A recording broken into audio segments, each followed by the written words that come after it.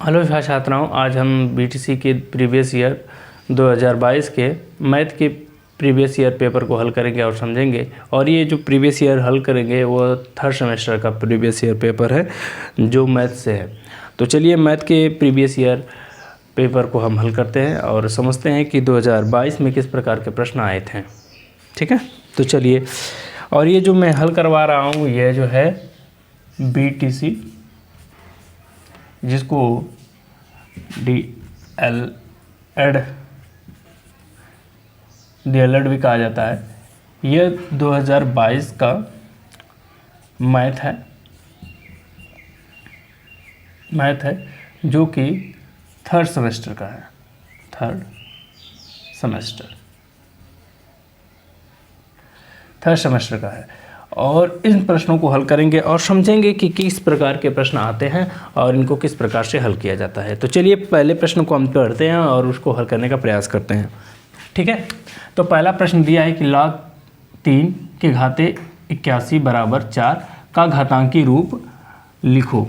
हमको घातांकी रूप लिखना है। तो आप एक बात जान लीजिए कि हमको कभी भी किसी भी प्रकार का लॉग दे तो अगर बोलेगा कि वो घातांकी रूप में लिखना है। ठीक है, तो पहली बात ये जान लीजिए कि मान लीजिए कि एक लॉग है, लॉग a के पावर b बराबर c है, इस प्रकार से दे दिया गया है। ठीक है, तो एक बात जान जाइए कि जो बराबर के इधर होता है यह चला जाता है, इसके पास चला जाता है।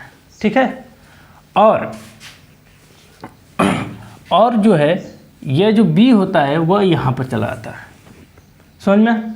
तो चलिए इसको हम इस प्रकार से लिख देंगे। तब यह क्या होगा, वह होगा a के पावर c बराबर 81। इस प्रकार से होता है। हाँ, b यहाँ पर 81 लिखना था, मैं भी लिख दिया, b लिखना था 81 लिख दिया। ठीक है, इस प्रकार से होता है। तो हमें प्रश्न में क्या दिया है? प्रश्न में दिया है कि हमको बनाना क्या है, log 3 के घाते 81 बराबर 4 और इसको हमको क्या करना है, घातांकी रूप में लिखना है। किस में लिखना है? घातांकी के रूप लिखना है। तो घातांकी रूप अभी मैं समझाया हूँ कि जो बराबर के उस साइड होता है वो घात के रूप में आ जाता है। तो यहाँ पर हम लिखेंगे यह, तो यहाँ तक सेम रहेगा। और ये 4 जो बराबर के उधर था वो 4 की यहाँ पर आ जाएगा, घात के रूप में आ जाएगा। और जो ये 81 जो घात के रूप में था वो बराबर तक चला जाएगा। यह हमारा घातांकी रूप हो गया। समझ में? इसको हम बोलते हैं घातांकी रूप। तो चलिए इसको घातांकी रूप को हम यहाँ पर देखते हैं कि घातांकी रूप क्या है। तो देखिए यहाँ पर नहीं है, ये देखिए यहाँ पर मिल गया, मतलब दूसरा विकल्प सही है। यहाँ पर एक ए रह देगा। ठीक है, तो हमको जो है इसमें से दूसरा प्रश्न जो है, दूसरा विकल्प पहला का जो है दूसरा विकल्प सही दिख रहा है। समझ में कि नहीं है? कोई समस्या? जब भी इस प्रकार के प्रश्न आते हैं आप उनको तुरंत जो है हल करने का प्रयास करिएगा। घातांकी रूप जब भी लिखना रहेगा तुरंत आप क्या करेंगे कि उन प्रश्नों में जो बराबर के होगा उसको घात बना देंगे, जो घात रहेगा उसको हम बराबर के उस साइड डाल देंगे। ठीक है, चलिए अगले प्रश्न की तरफ चलते हैं। अगला प्रश्न क्या कहता है उसको हल करने का प्रयास करते हैं। अगला प्रश्न कहता है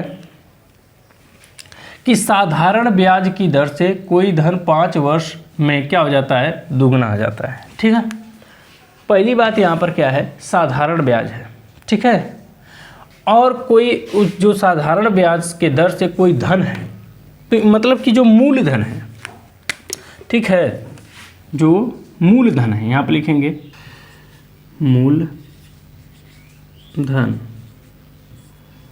मूलधन है जो 5 वर्षों में कितना हो गया है, 2 गुना हो गया है। तो यहाँ पर मूलधन कितना है वो मान लेता हूँ कि मूलधन x है, y है, p है। जैसे यहाँ पर मूलधन को प्रिंसिपल बोलता है तो हम p मान लेते हैं, या फिर मन करो तो आप मान लेते हैं कि यहाँ पर इसे p है।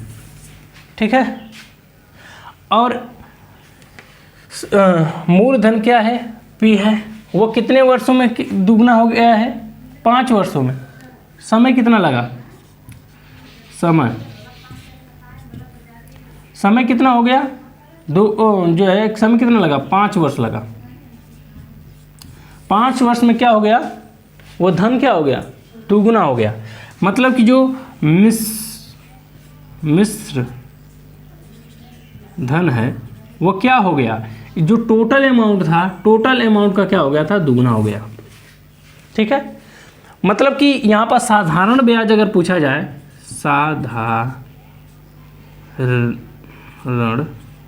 साधारण ब्याज पूछा जाए तो क्या होगा, साधारण ब्याज मिश्र धन माइनस मूलधन होगा। तो हम पाएंगे कि क्या आएगा, 2p में से 1p गया तो ap बचा। मतलब साधारण ब्याज जो ब्याज बना था वह p रुपया बना था और मूलधन p था, इसलिए वह अमाउंट कितना हो गया, 2 गुना हो गया था। समझ में? तब चलिए इसके मानों को हम क्या करते हैं, रखते हैं। और जबकि हमको पता है कि साधारण ब्याज का सूत्र क्या होता है, साधारण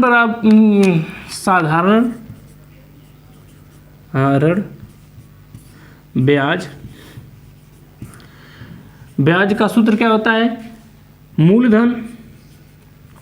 मूलधन गुणे समय गुणे दर बटे 100। ठीक है, समझ में आएगी नहीं है? यह होता है। अब हमको क्या करना है, इस पे जो हमको अमाउंट पता हुई है उस अमाउंट को हम क्या करते हैं, रख देते हैं। अच्छा बताइए, जो साधारण ब्याज बराबर हमने क्या प्राप्त किया है, वो प्राप्त किया है p है। तो यहाँ पर लिखेंगे क्या कि p लिख दिए यहाँ पर p। और कह रहा कि मूलधन कितना था, मूलधन भी क्या था, पीवर पे था ना, p रुपये। फिर समय कितना लगा, 5 वर्ष लगा। और दर कितना था, दर हमको पता नहीं था। दर यहाँ पर मैं मान लेता हूँ, यहाँ पर बताया नहीं हूँ, दर हमको जो है यहाँ पर नहीं पता है। हम इसको मान लेते हैं कि वह क्या है, इसको मैं कुछ क्या मान लेता हूँ, मान लो कि x मान लेता हूँ। ठीक है, x बराबर क्या हो गया, 100/100। समझ में है कि नहीं है? अब यहाँ पर क्या है, अब काट लेते हैं। 5 से कटेगा कितनी बार में, 20 बार में। और ये p से p एक बार में कट गया। और यहाँ पर सिर्फ बचा क्या है, x बचा है और ये 20 बचा है। तो 20 से कम 20, x तो यहीं रह गया और 20 से कम 20 हो गया। मतलब 20% के दर से 5 वर्ष में वह अमाउंट बढ़ के क्या हो गया था, 2 गुना हो गया था। कितना हो गया था, 2 गुना हो गया था। समझ में आया कि नहीं है? मतलब कि हमें जो दर पता हो गई है वो दर क्या है, दर 20% है। यहाँ पर हमको दर पता हो गया है, वो दर कितना है, वह 20% है। समझ में आया कि नहीं? आगे दिया है कि तो कितने वर्ष में वह धन कितना हो जाएगा, 3 गुना हो जाएगा। तो वो कितना समय लगेगा कि जो वह धन है वह कितना हो जाएगा, 3 गुना हो जाएगा। समझ में आया कि नहीं? तो 3 गुना पता करने के लिए यहाँ तक दिख रहा है कि नहीं? तो चलिए यहाँ पर मैं इसको हल कर देता हूँ। ठीक है, सेम वही काम है। बाकी सब क्या है, हमारा मूलधन जो है वही है, मूलधन p है। अब हमको दर पता हो गया है, दर कितना लग रहा है, किस दर से ब्याज लग रही है, 20% के दर से ब्याज लग रहा है। समझ में ना? और समय जो है, अब की बार समय पता नहीं है, अब की समय क्वेश्चन मार्क है, समय बराबर पता नहीं है। ठीक है, उसके बाद आगे जो है मिश्र धन मतलब दोनों मिलाया हुआ, ब्याज और मूलधन मिलाया हुआ। मिश्र धन क्या है, मिश्र धन कह रहा है कि भैया 3 गुना हो जा रहा है। भाई यहाँ पर बोल दिया कितना हो गया, 3 गुना हो जा रहा है। तो यहाँ पर लिख देंगे 3p। समझ में आया कि नहीं है, 3p। उसके बाद अब इसका जब साधारण ब्याज निकालेंगे तो यहाँ पर देखते हैं क्या, साधारण ब्याज, हाँ साधारण ब्याज बराबर क्या होगा। अब एक बात बताइए, साधारण ब्याज बराबर होता है कि मूलधन को घटाया जाएगा किससे, मिश्र धन से। तो तो मिश्र धन कितना है 3p माइनस कितना p मूलधन, तो घटाने पर क्या आएगा, साधारण ब्याज आया 2p आया। समझ में आया कि नहीं है? अब ये दिख रहा है ना कैमरे में, समझ में आ रहा है? यहाँ तक 2p, मतलब हमको साधारण ब्याज भी पता हो गया। साधारण ब्याज जो है वो कितना है, वह 2p है। अब इसको हम क्या करते हैं, इस सूत्र पे क्या कर देते हैं, रख देते हैं। समझ में आया ना? तो चलिए इस सूत्र पे रख देते हैं। तो अब रखेंगे तो क्या पाएंगे, चलिए अब हम क्या करते हैं, इस सूत्र पे रखते हैं। तो सूत्र पे दिया हुआ है साधारण ब्याज, साधारण ब्याज हमें क्या पता है 2p है, साधारण ब्याज क्या है 2p है, और मूलधन क्या है p है, और दर कितना है 20% के दर से लग रहा है, और समय हमें कुछ नहीं पता है, तो समय बराबर t/100। समझ में आया? अब क्या करते हैं, काट लेते हैं। तो काटेंगे क्या आएगा, एक 20 के पहाड़ा में कितनी बार में 100 आता है, 5 बार में आता है। तो 20 तो पूरा कट गया, 5 ये है, और इस p से p भी कट गया। बचा क्या, बचा हमारे पास 2 बराबर t, ऊपर क्या बचा, सिर्फ t बचा बट्टे 5। अब इसका जब गुणा करेंगे तो क्या आएगा, इससे गुणा करेंगे तो 5 दूना के 10, तो t बराबर क्या आ गया 10 वर्ष। मतलब कि 10 वर्ष में जो वह अमाउंट है वह कितना हो जाएगा, 3 गुना हो जाएगा। समझ में आया कि नहीं है? वह 10 वर्ष में वह अमाउंट क्या हो जाएगा, 3 गुना होगा। समझ में आया कि नहीं है? समझ में? चलिए प्रश्न दिया है p² x² plus c² x² minus ac² minus ap²। ठीक है, अब देखिए इसका हमको क्या करना है, गुणनखंड ज्ञात करना है। ठीक है, तो गुणनखंड ज्ञात करने के लिए एक चीज़ देखिए कि कहाँ पर क्या क्या चीज़ें प्रॉपरली मिल रही हैं। ठीक है, अब देखिए यहाँ पर 2p पूरा मिल जा रहा है इस 2p से, मतलब कि यह दोनों को अगर हम एक पद में जोड़ लेकर आ जाएंगे, एक साथ लेके आ जाएंगे, तो यह पूरा कॉमन अच्छा से हो जाएगा। समझ में?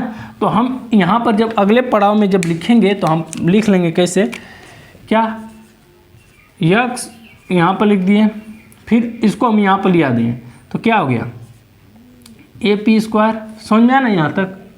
फिर उसके बाद क्या है, अब यहाँ पर इसको यहाँ पर लिख देंगे, क्या c² माइनस ac²। समझ में आया ना?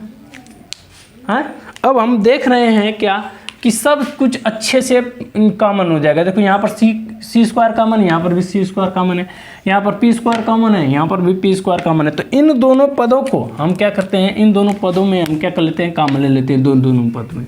ठीक है, तो दोनों पदों में हम कॉमन लेंगे तो यहाँ पर क्या पाएंगे कि p² अगर कॉमन लेंगे तो यहाँ पर बच जाएगा कि x², क्योंकि ये कॉमन हुआ तो x² बचा, फिर माइनस यहाँ पर p कट गया, बचा क्या a।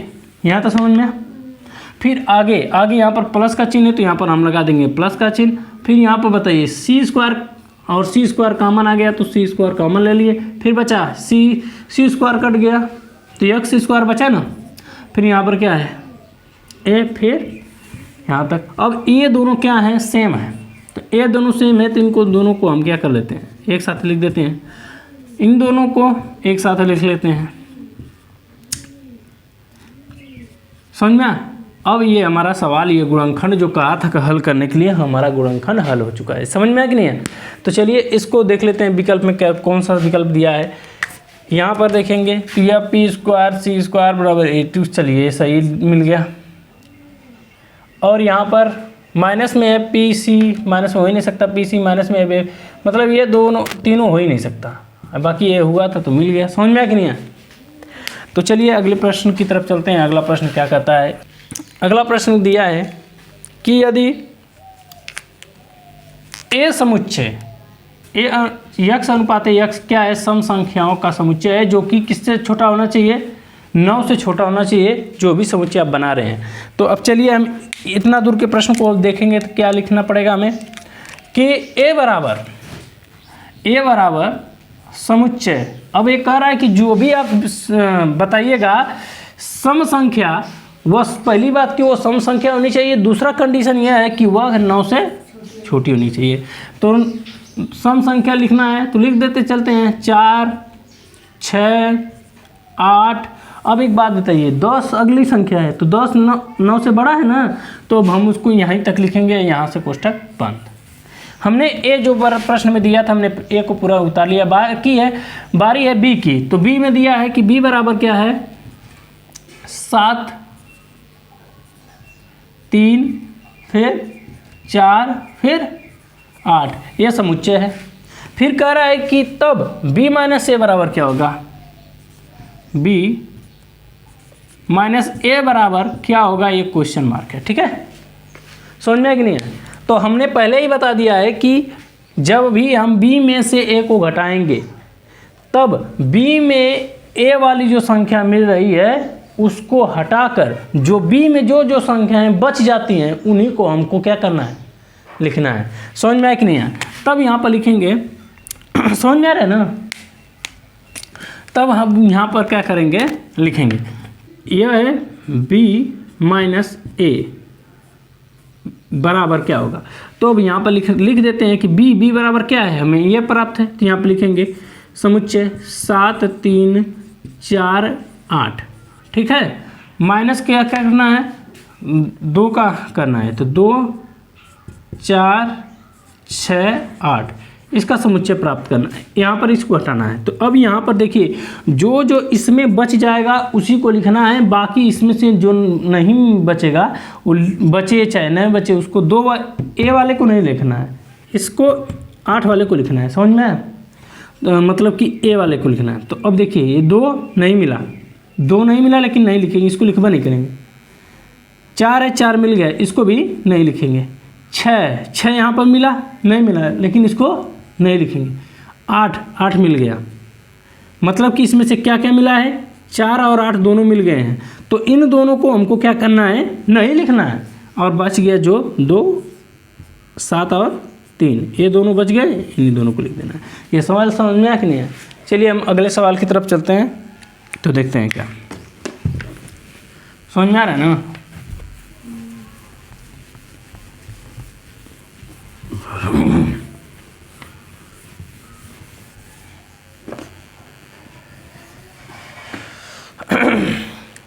देखिए अगला प्रश्न दिया है, कह रहा है कि पांचवा प्रश्न में दिया है कि क्रमशः 5 सेंटीमीटर व 3 सेंटीमीटर त्रिज्या के 2 वृत्त, अब क्रमशः है, एक में नहीं है, सकेंद्रीय नहीं है। मतलब कि 8 आई, देखिए बड़ा वाला है ये 5 सेंटीमीटर का है और ये छोटा तनी सा है, छोटा सा है, थोड़ा उससे छोटा है, तो वह क्या है 3 सेंटीमीटर। त्रिज्या वाला बोला है तो हमने क्या किया है, त्रिज्या वाला एक वृत्त ले लिया। कह रहा है कि केंद्र में के बीच की दूरी क्या है, यहाँ से यहाँ तक की जो बीच की दूरी है, इसके केंद्र से यहाँ से लेकर यहाँ तक की बीच की दूरी क्या है, 10 सेंटीमीटर। यहाँ मतलब कि सिंपल सी बात है, यहाँ की डिस्टेंस यहाँ से लेकर यहाँ तक की डिस्टेंस क्या है, वो 2 सेंटीमीटर होगी। समझ में है ना?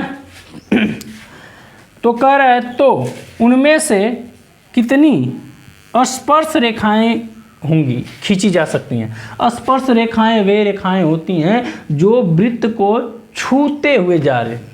तो छूते हुए कौन कौन जा सकती हैं, देखिए ये यहाँ से यहाँ तक ये भी गया, ठीक है, ये भी देखिए छेदा गया है। तो आप मत सोचिएगा कि ये छेदा गया है। तो देखिए स्पर्श रेखा में इससे बना देता हूँ, ठीक है। देखिए ये यहाँ से छूते हुए चली गई, ठीक है, समझ में आया? और ये इसी प्रकार से यहाँ पर भी छूती चली जाएंगी। 2 से स्पर्श रेखाएं हो गई। अब देखिए अब यहाँ पर हमने क्या किया है, इस प्रकार से भी हो सकती हैं। देखिए कट रहा है तो आप इसमें से छेदते हुए जा रहा है, नहीं स्पर्श होते हुए जा रहा है। फिर यहाँ से भी होती जा सकती हैं। मतलब कि इनमें कितनी रेखाएं हो सकती हैं, स्पर्श रेखाएं, और स्पर्श रेखाएं कितनी हो सकती हैं, स्पर्श रेखाएं 4 हो सकती हैं। समझ में कि नहीं है? स्पर्श रेखाएं कितनी हो सकती हैं, 4 हो सकती हैं। तो यहाँ तक सवाल समझ में आया? जिसको जो भी जहाँ पर भी किसी भी प्रकार के सवाल को समझने में समस्याएं आई हैं तो उस सवाल को तुरंत पूछिए हमसे और तुरंत मैं आपको जवाब दूंगा। आप लोग तुरंत पूछिए। देखिए ये जो प्रश्न हमने बताया ये बहुविकल्पी 2022 का पेपर था, 2022 का पेपर था और यह 3rd सेमेस्टर का था और ये मैथ से रिलेटेड है, आप तो हल करते हुए देख लिए हो। ठीक है, तो चलिए हम लोग अब सेक्शन बी को हल करते हैं, मतलब अति लघु उत्तरीय प्रश्न को हल करते हैं। समझ में कि नहीं है? पहला प्रश्न दिया है कि बैंक में किस प्रकार के खाते में जमा धनराशि पर ब्याज नहीं मिलता है। जो है ब्याज नहीं मिलता है वो कौन ऐसा बैंक है जिस बैंक में, मतलब बैंक में किस खाते में अगर जमा धनराशि है उसमें पैसा जमा करेंगे तो उस जो है जमा धनराशि पर ब्याज नहीं मिलेगा। तो देखिए बैंक में जमा धनराशि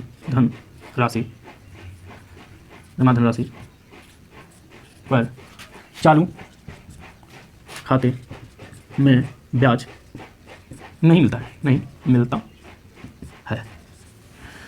अगर आपने अपने धन को या अपने पैसे को अगर चालू खाते में जो है पैसा को जमा किया है तो उस पर ब्याज नहीं मिलता है। समझ में कि नहीं है समझ में? अगला प्रश्न दिया है कि एक छात्र आवास में 300 छात्रों के लिए 15 दिन के राशन की सामग्री उपलब्ध है। मतलब कि 300 बच्चे हैं उनके लिए जो है 15 दिन का खाना जो है उपलब्ध है। ठीक है, आगे वाला प्रश्न मुझे लग रहा है कि नहीं है। आगे वाला प्रश्न आप लोग थोड़ा आगे वाला प्रश्न बोल दो तो। देखिए इसमें जो मैं प्रश्न को यहाँ पर नहीं, आधा छूट गया था प्रश्न को, तो मैं यहाँ पर लिख दिया हूँ कि यदि एक छात्रावास में 300 बच्चों के लिए जो है 15 दिन का राशन सामग्री है, मतलब कि एक छात्रावास है उसमें 15 दिन का जो है खाने की सामग्री उपलब्ध है। ऐसा हुआ कि अवकाश हो गया, मतलब कि छुट्टी पड़ गई। अब छुट्टी पड़ गई तो जब छुट्टी हुई तो जो उसमें से 300 छात्र थे उसमें से 200 छात्र क्या हो गए, घर चले गए। अब घर चले गए तो वह जो सामग्री बचा हुआ है वह कितने दिन तक चलेगा। तो चलिए अब इस प्रश्न को हल करते हैं। अब यहाँ पर सबसे पहले हम देखेंगे हल में कि माना कि अब जो पहली बात है कि 300 बच्चे थे और 200 बच्चे के घर चले गए हैं ना, तो अब कितने बच्चे बचे? 100। तो मैं यहाँ पर मान लेता हूँ कि माना 100 छात्र के लिए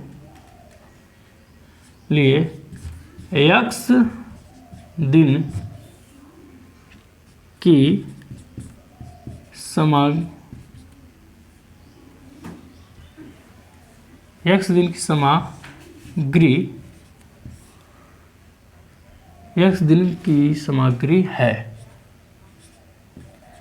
मतलब कि जो बची हुई सामग्री है x दिन की सामग्री बची हुई है। ठीक है, x दिन सामग्री चलेगी, x दिन की सामग्री चलेगी, x दिनों तक सामग्री चलेगी। ठीक है,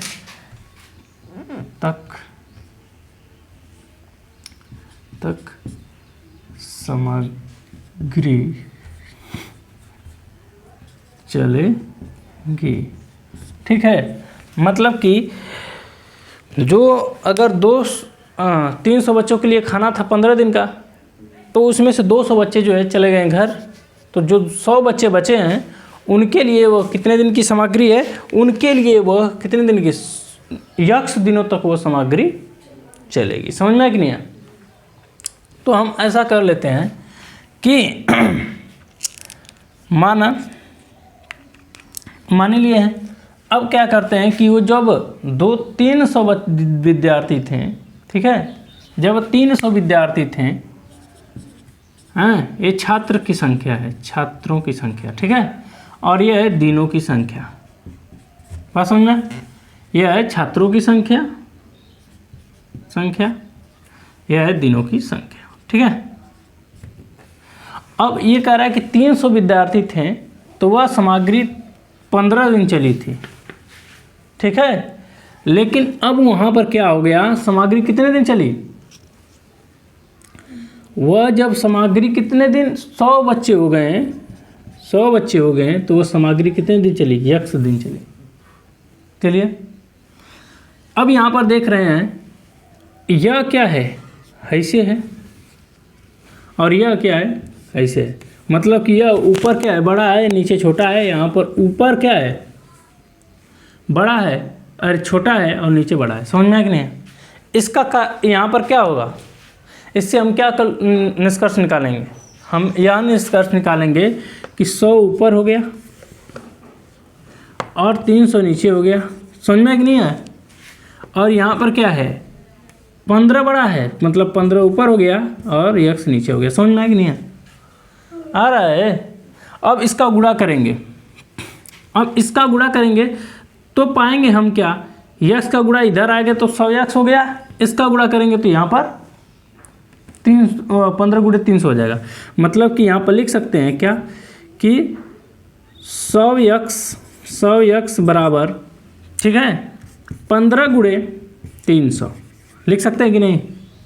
अब यहाँ पर क्या है, x तो यहीं रह गया, क्योंकि हमें x का मान निकालना है, तो x यहीं रह गया, तो यहाँ पर बचा क्या, x 15 गुणे 300 बटे ये जो 100 है वो क्या आ जाएगा, इसके नीचे, क्योंकि ये दोनों सटा हुआ है तो ये क्या है, गुणा का चिन्ह है, तो गुणा जब इधर आएगा तो क्या हो जाएगा, भाग हो जाएगी। तो यहाँ पर हो गया 100, 2 जीरो कट गया, 2 जीरो से 2 जीरो कट गया, बचा क्या, सिर्फ 15 और 3। तो यहाँ पर लिखेंगे x बराबर 15 गुणे 3, तो 15 तो यहाँ क्या हो गया, 45। तो यहाँ पर लिखेंगे x बराबर 45। मतलब कि उस सामग्री को खाने में छात्रों को कितने दिन लगेंगे, 45 दिन तक वो सामग्री चलेगी। समझ में आया कि नहीं है? यहाँ पर लिख सकते हैं क्या कि यही है। समझ में आया कि नहीं है? मतलब कि अगर एक छात्रावास में अगर 300 विद्यार्थी हैं, ठीक है, और 300 विद्यार्थियों के लिए 15 दिन का खाना है, और उसमें से 200 विद्यार्थी घर चले गए, तो वह खाना जो बचा हुआ है, ठीक है, वह खाना 100 बच्चे अगर खाएंगे तो कितने दिन तक चलेगा, 45 दिनों तक चलेगा। समझ में आया कि नहीं है? और ये सब सारे कंसेप्ट मैंने बताया है। ये किसी भी कभी भी इस प्रकार का सवाल है, मजदूर का भी सवाल आएगा, इसी कंसेप्ट पे हल करना है कि एक मजदूर इतने दिन में किया तो 10 मजदूर कितने दिन में करेंगे। तो ये समझिए, ये सब मेन पॉइंट है, इनको जो है हल करने के लिए आप हल कर सकते हैं, किसी भी प्रकार से जो भी समस्याएं आप पूछ सकते हैं। समझ में आया कि नहीं है? चलिए हम अगले प्रश्न की तरफ चलते हैं। चलिए हम अगले प्रश्न की तरफ चलते हैं। हमने 6वां प्रश्न को भी हल कर लिया है। ये कैसा चलने लगा जी? हमने 6ठे प्रश्न को भी हल कर लिया है, 7वें को भी हल कर लिया। अब बारी है 8वें प्रश्न को हल करने की, ठीक है। तो प्रश्न में दिया है कि 14 + 7x + x स्क्वायर को भाग करना है x + 3 से, ठीक है, और हमको ज्ञात क्या करना है, भागफल और तथा शेषफल ज्ञात करना है, ठीक है। तो सबसे पहले हम प्रश्न को लिख लेते हैं। क्या प्रश्न में दिया है कि 14 दिया है प्लस 7x + x स्क्वायर से भाग करना है x + 3 को। एक चीज़ देख रहे हैं आप लोग कि यहाँ पर जो घात है वो लास्ट में आ रही है, तो इसको हम क्या कर लेते हैं, अपने हिसाब से बदल लेते हैं। तो एक मानक रूप में लिख लेते हैं। जब मानक रूप में लिखेंगे तो मानक रूप में लिखने के बाद हम प्राप्त कर लेंगे क्या, जो सबसे बड़ी घात है वो पहले लिखी जाती है, ठीक है, फिर उसके बाद उससे छोटी घात, फिर उसके बाद उससे छोटी घात, ठीक है। इसको इस क्रम में लिखने को हम क्या कहते हैं, मानक रूप कहते हैं। समझ में आया कि नहीं है? उसको क्या कहते हैं, मानक रूप कहते हैं। तो चलिए अब आगे यहाँ पर लिख देंगे, इसको भाग करना है तो यहाँ पर लिख देंगे भाग। समझ में? अच्छा एक बात बताइए, यहाँ पर कितना लिखा है, 2 लिखा है, और यहाँ पर क्या है, 1 है। तो 1 में कितना जोड़ा जाएगा कि वो 2 हो जाएगा। तो हम 1 में 1 जोड़ देंगे तो क्या आ जाएगा, 2 हो जाएगा। तो ये भी यहाँ पर 2 हो गया, तो x का गुणा x में करेंगे तो 2x हो गया। समझ में ना? और यहाँ पर यक्स का गुणा 3 में कर देंगे तो क्या आ जाएगा 3x, यहाँ पर भी प्लस यहाँ पर भी प्लस, तो प्लस हो गया और लास्ट में सबके नीचे माइनस। समझ में आया कि नहीं आया? अब क्या करना है, अब देखिए प्लस प्लस प्लस रह जाएगा, अब प्लस और माइनस क्या आ जाएगा, माइनस हो जाएगा, मतलब घट जाएगा। तो अब बताइए कि 7 में से 3 जाएगा, कितना बचेगा 4। अब बड़ा कौन है 7, और 7 के आगे क्या लगा है, प्लस लगा है, तो यहाँ पर क्या लिख देंगे प्लस। समझ में आया कि नहीं है? अब देखिए यहाँ पर माइनस है, यहाँ पर भी प्लस है, यहाँ पर भी प्लस, प्लस माइनस क्या हो जाता है, माइनस से पूरा खत्म। समझ में आया कि नहीं है? अब आगे देखो यहाँ पर क्या लिखा है, प्लस, यहाँ पर लिखा है 14। समझ में आया कि नहीं है? अब यहाँ पर क्या है, प्लस है, तो यहाँ पर आंख बंद करके प्लस लिख दीजिए। अब एक बात बताइए, यहाँ पर क्या है, यक्स है, और यहाँ पर भी यक्स है, तो हमको यक्स नहीं लिखना है क्योंकि ये अपने आप आ जाएगा। यहाँ पर 4 है, तो यहाँ पर 4 लिखेंगे तब जा कर ना आएगा, तो यहाँ पर लिखेंगे कि 4, तो 4x का गुणा 4x में करेंगे तो 4x, आगे प्लस है तो प्लस। समझ में? फिर 4 तिहाई हो गया 12, यहाँ पर भी प्लस तो यहाँ पर भी प्लस। समझ में आया कि नहीं आया? और सिंपल सी बात, यहाँ पर माइनस दे दीजिए, ठीक है। अब यहाँ पर क्या हो गया, ये माइनस ये प्लस, तो यहाँ पर क्या हो गया माइनस, और माइनस प्लस क्या हो जाता है माइनस, तो घट जाएगा, तो घटेगा तो क्या बचेगा, 14 में से 12 गया तो ये माइनस है 12 और प्लस 14 है, तो बड़ा कौन है, प्लस वाला है। अब यहाँ पर ये पूरा कट गया। समझ में आया कि नहीं है? तो यहाँ पर आपने पाया क्या, आपने पाया कि यह जो है वह क्या है, भागफल है, भागफल है, ठीक है, और यह क्या है, शेषफल है, ठीक है, जो हमें पता करने के लिए बोला गया है। समझ में आया कि नहीं है? अतः भागफल बराबर x + 4 और शेष फल बराबर क्या है 2। यह जो है क्या आंसर हो गया। समझ में आया कि नहीं आया? चलिए अगले प्रश्न की तरफ चलते हैं कि 9वां वाला कि 10,000 का मतलब मूलधन हमारा क्या है 10,000। तो यहाँ पर सीधे लिख दीजिए कि मूलधन हमें क्या प्राप्त हुआ 10,000 मूलधन है। 10,000 रुपये क्या है मूलधन है।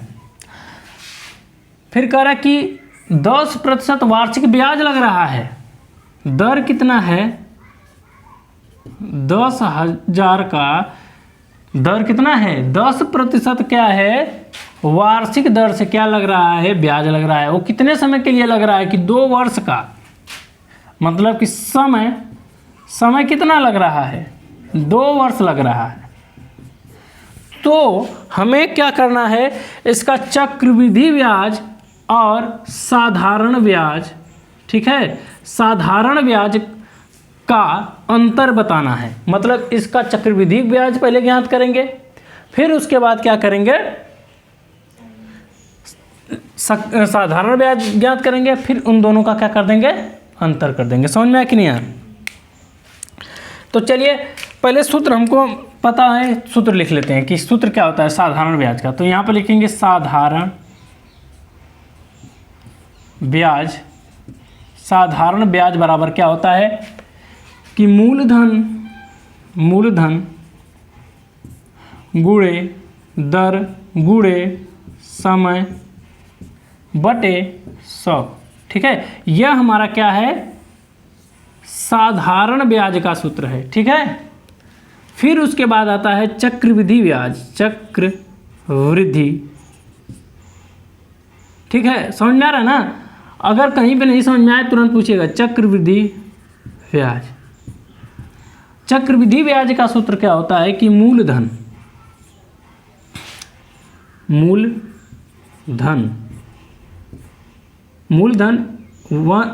1 प्लस दर बटे 100 का होल समय माइनस मूलधन।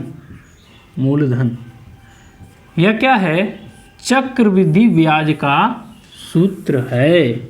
सिर्फ ब्याज का, चक्रवृद्धि का मिश्र धन अगर पूछा रहता हाई बट्टे तो यही वह करे जी। अगर चक्रवृद्धि ब्याज का पूछा होता मिश्र धन तो यहाँ पर बस खाली यहीं पर माइनस कर देते तो हमारा मिश्र धन चक्रवृद्धि ब्याज लाभ पता हो जाता। ठीक है, बाकी सब सेम रहेगा, समझ में ना। तो सबसे पहले हम क्या करते हैं, साधारण ब्याज का जो है पता कर लेते हैं। तो साधारण ब्याज बराबर क्या होता है, यहाँ पर लिखेंगे कि साधारण ब्याज बराबर हमको मूलधन कितना दिया है, 10,000 दिया है, तो 10,000 गुणे कितना, दर कितना दिया है, 10% का दर से लग रहा है ब्याज। फिर उसके बाद नहीं है, ये रिकॉर्डिंग हो रही है क्या, फोन आ रहेगा फिर,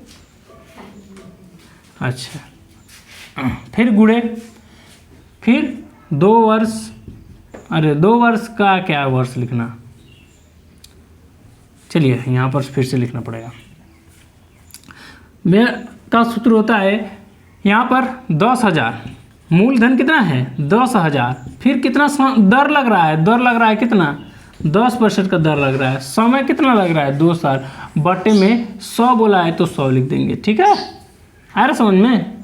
फिर उसके बाद ये यहाँ से इस जीरो को काट देंगे तो बचा क्या, 2 और ये है, समझ में आ रहा है ना, ए वाला इससे कट गया, 2 और 1,000, तो यहाँ पर कितना हो जाएगा 2,000। मतलब साधारण ब्याज बराबर हमको क्या पता हुआ है, यहाँ पर लिख दे रहा हूँ, पूरा ही लिख दे रहा हूँ, 1,000 गुणे 2 बराबर कितना आ गया, 2,000 रुपये प्राप्त हुए। कैसे, साधारण ब्याज से। समझ में आया कि नहीं आया। अब बारी है चक्रवृद्धि ब्याज की। चक्रवृद्धि ब्याज क्या कहता है कि चक्रवृद्धि ब्याज बराबर पहले मूलधन ये जो लिखिए, मूलधन 10,000 है तो 10,000 लिख दीजिए, समझ में है ना। मूलधन 10,000, फिर उसके बाद क्या है, +1 कर दीजिए, +1 करिए 1, फिर उसके बाद प्लस दर कितना है, 10 वर्ष है भाई, 10 वर्ष बट्टे क्या कर देना है 100। फिर उसके बाद कह रहा है कि समय, तो समय कितना है 2 वर्ष है 2। फिर उसके बाद क्या है, गुणा नहीं है, माइनस है, यहाँ पर लिखेंगे माइनस मूलधन कितना है 10,000 है। समझ में आया कि नहीं आया, आ रहा है। अब यहाँ पर हल करेंगे आगे। अब हमने प्राप्त किया, इससे इसको काट दिया, बचा नीचे 10। ठीक है, और यहाँ पर अगर 10 से कम 10 और 10 और 1 जोड़ेंगे तो कितना आ गया 11। तो यहाँ पर लिख देंगे कि 10,000। ठीक है, ऐसा लिख दें कि एक आध स्टेप बढ़ा के कर दें, लिख देंगे, सही तो है क्या, बहुत बड़ी तो चीज़ नहीं है। और यहाँ पर हो गया 10 से कम 10 और 10 और 1 11 बट्टे 10 का होल स्क्वायर माइनस 10,000। समझ में आया कि नहीं है। अब बारी क्या है, इसका स्क्वायर करने का। तो जब स्क्वायर करेंगे तो हम पाएंगे क्या कि 10,000 गुणे 121 बटे 100 माइनस 10,000। समझ में आया है। अब बारी है, ये दोनों जीरो को काट दिए, जब इसका इससे गुणा करेंगे तो कितना हो जाएगा, 2 जीरो इसके पीछे जाकर लग जाएगा, तो लगेगा तो जीरो कितना हो जाएगा 121, फिर 2 जीरो पीछे से, फिर इसके बाद ये 10,000 ऐसे लिख दिया जाएगा। ठीक है, अब यहाँ तक समझ में आया। अब इसको जब घटा देंगे, जब इससे हमको इसको घटा देंगे तो हम पाएंगे क्या कि यह है 12,100 और यह है 10,000, तो घटेगा कितना बचेगा 2,100 बचेगा। समझ में आया कि नहीं है। जब इतना प्राप्त हुआ तब हम आगे क्या करेंगे कि यह क्या है, हमने जो पता करना था, साधारण ब्याज पता करना था, चक्रवृद्धि ब्याज पता करना था, दोनों को पता कर लिए। अब क्या करते हैं, प्रश्न के अनुसार इन दोनों का क्या करेंगे, अंतर कर देंगे, इन दोनों को घटा देंगे। तो अब यहाँ पर घटा देंगे तो हमारा साधारण ब्याज क्या था, साधारण ब्याज था 2,000, चक्रवृद्धि ब्याज क्या था 2,100 रुपये। तो 2,100 रुपये माइनस कितना है साधारण ब्याज का 2000, तो घटने पे क्या आ गया 100 रुपये। इन दोनों का अंतर क्या आया है, 100 रुपये का अंतर आया है। समझ में आया? मतलब जो प्रश्न में पूछा था कि इन दोनों का क्या करिए, अंतर ज्ञात करिए, तो हमने क्या कर दिया है, अंतर ज्ञात कर दिया है। समझ में आया कि नहीं है? आया? चलिए आगे चलते हैं। चलिए हम अगले प्रश्न की तरफ चलते हैं। हमने 9 प्रश्न को हल कर लिया है, अब बारी है 10वां प्रश्न को हल करने के लिए। कह रहा है कि व्यंजक यक्स स्क्वायर माइनस, क्या दिया है, यक्स स्क्वायर माइनस कोष्टक में a minus 1 plus 1 upon a का गुणे x, फिर क्या है 1 माइनस में है, ठीक है, -1, ठीक है। तो क्या करना है हमको, क्या करना है, गुणनखंड ज्ञात कीजिए भाई, हमको इसका गुणनखंड करना है। तो गुणनखंड करने के लिए सब पहले हमको देख रहा है क्या क्या, वही चीज़ हमको यहाँ पर कर देनी है, ठीक है। अब एक चीज़ देखिए, यह जो यक्स है हम इधर भी मान सकते हैं भाई, क्योंकि कोष्टक के बराबर है। तो अब यहाँ पर है, तो ये यक्स किस में है, माइनस में है, तो इसमें यक्स माइनस a का गुणा करेंगे तो क्या होगा, तो यहाँ पर सिंपल सी आप बात हम यहाँ पर लिखेंगे कि यक्स स्क्वायर फिर माइनस क्या है a x लिखेंगे कि नहीं लिखेंगे, समझ में आया कि नहीं, क्योंकि हमने इसका गुणा किया है। अब बारी है इससे गुणा करने की, तो ये माइनस है और a भी माइनस है, तो माइनस माइनस क्या हो जाएगा, प्लस हो जाएगा।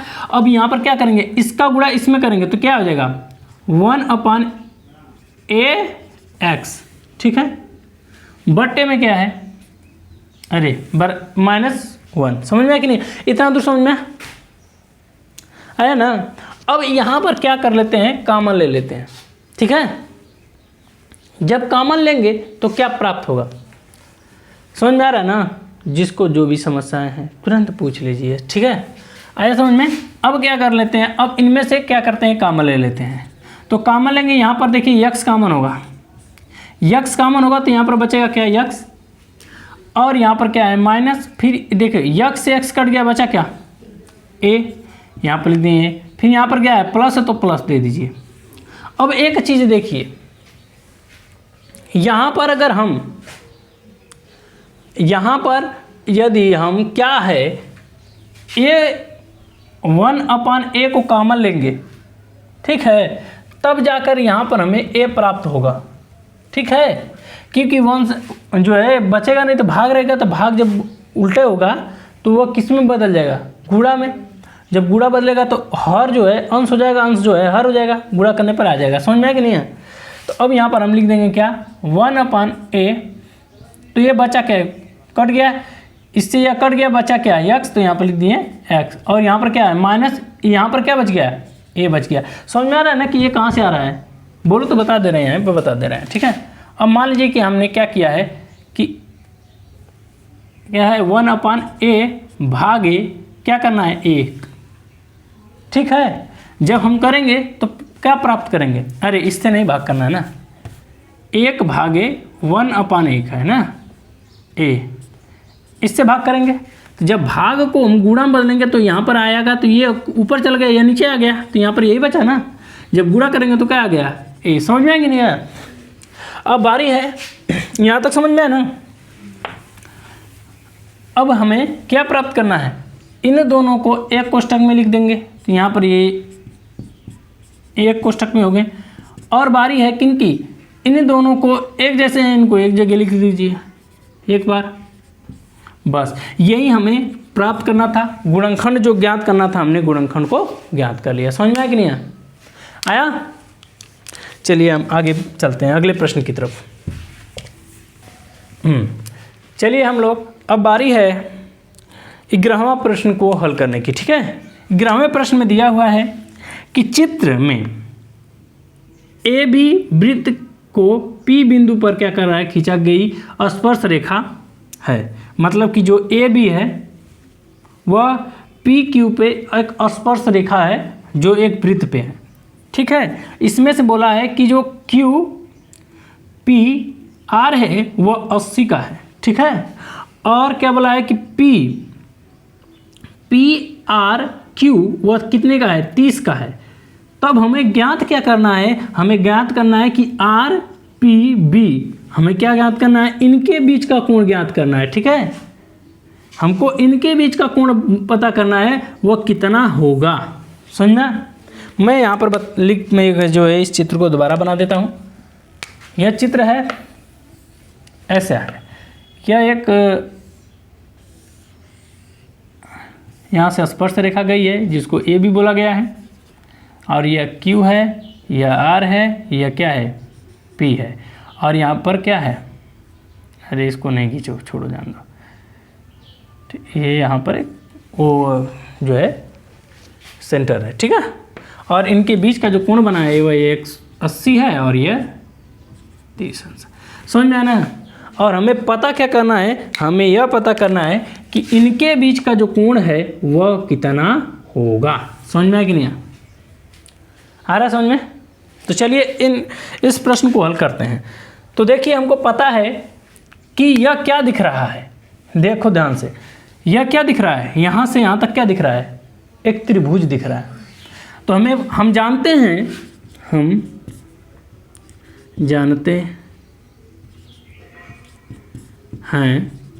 कि त्रिभुज के तीनों कोणों का योग कितना होता है, 180 होता है। हमको पता है कि इन तीनों को जब जोड़ा जाएगा तो वो कितना आएगा, वो 180 आएगा। समझ में आया कि नहीं आया, 180 आएगा। तो चलिए ठीक है, अब हमको क्या करना है, इनके बीच का जो है 180 हो गया। अब चलिए ठीक है, अब तब हम पता कर सकेंगे कि यह वाला कोण कितने का है। तो हम जो दिया है उसको लिख लेते हैं सबसे पहले कि कौन कौन सा है, ठीक है।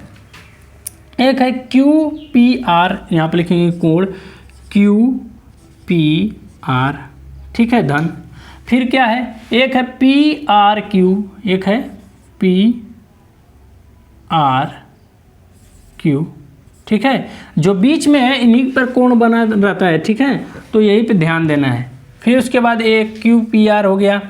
फिर उसके बाद क्या बचा है, RQP, ठीक है, बराबर कितना आएगा, 180 आएगा कि नहीं आएगा। अब एक बात बताइए कि हमें QPR बराबर क्या दिया है, 80 दिया है ना, तो यहाँ पर 80 लिख देंगे कि नहीं लिखेंगे, यहाँ पर हमने 80 डिग्री लिख दिया। फिर धन, फिर कह रहा है कि PRQ बराबर कितना दिया है, 30 दिया है, 30 डिग्री। फिर धन RQP हमें पता नहीं है, तो यहाँ पर लिख देंगे कोण RQP, P बराबर यहाँ पर नहीं पता है तो इसको ऐसे ही उतार दो, बराबर 180 कर दो, ठीक है। इतना तो समझ में। अब दोनों को जोड़ देंगे तो क्या आ गया, 110। अब 110 को इधर से सीधे से घटा देते हैं, ठीक है।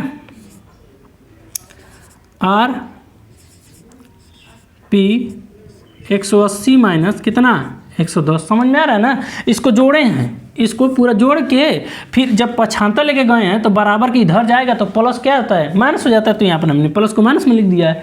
अब घटा देंगे तो कितना आ गया, PQ RQP बराबर कितना आ गया, 70 डिग्री आ गया। यह क्या था, यह यहाँ का मान हमको पता हो गया कि वो कितना है, 70 डिग्री है। समझ में आया कि नहीं आया। और हमें यह भी पता है, क्या पता है, कि जो कोण यहाँ का होगा, मतलब कि जो कोण RP है, RQP है, जो कोण RQP होगा वही कोण जो होगा RPB होगा। यह भी पता है हमें, हम जानते हैं। यहाँ पर लिख देते हैं, समझ यहाँ तक दिख रहा है ना, यहीं पे लिख देते हैं, यहाँ पर जगह बना के, ठीक है। क्या चीज़ हम जानते हैं,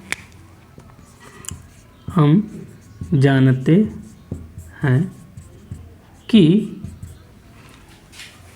हम क्या जानते हैं कि RQP कोण RQP बराबर होता है कोण RPB के।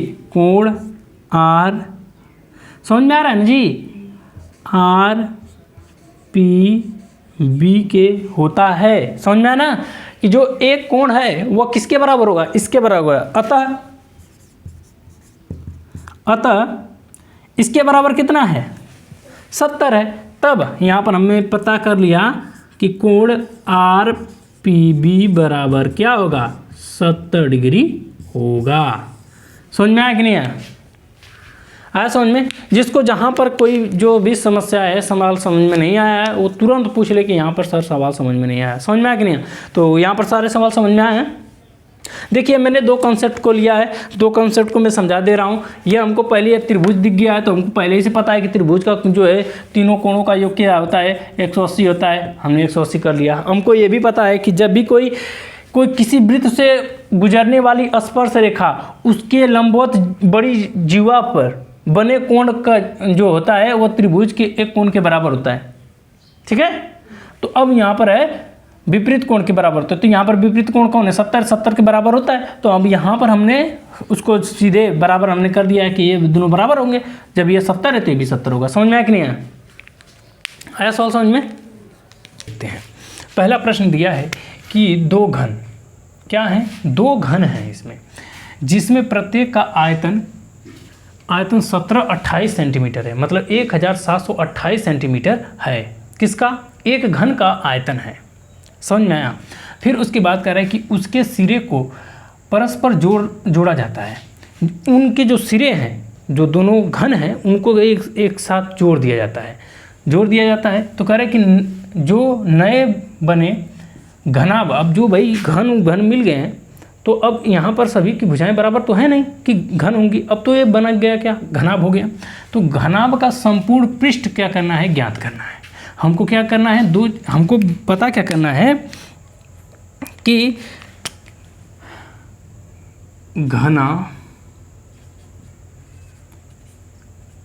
का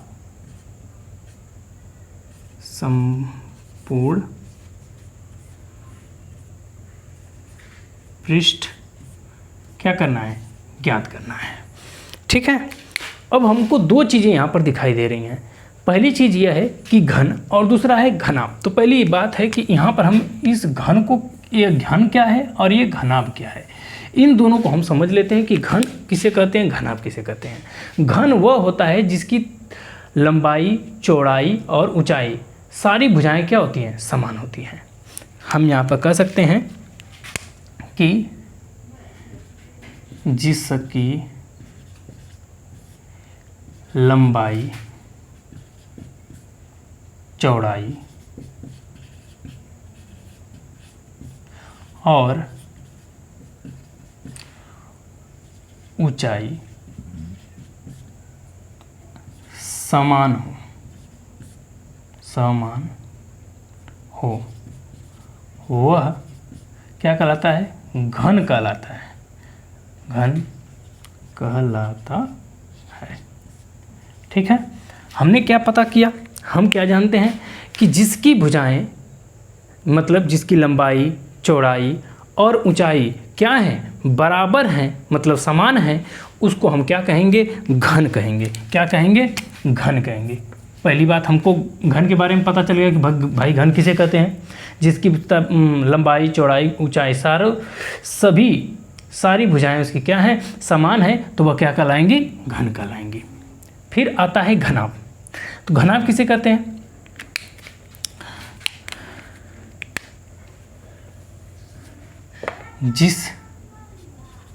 जिसकी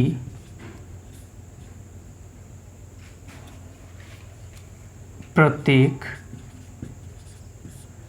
भुजाएं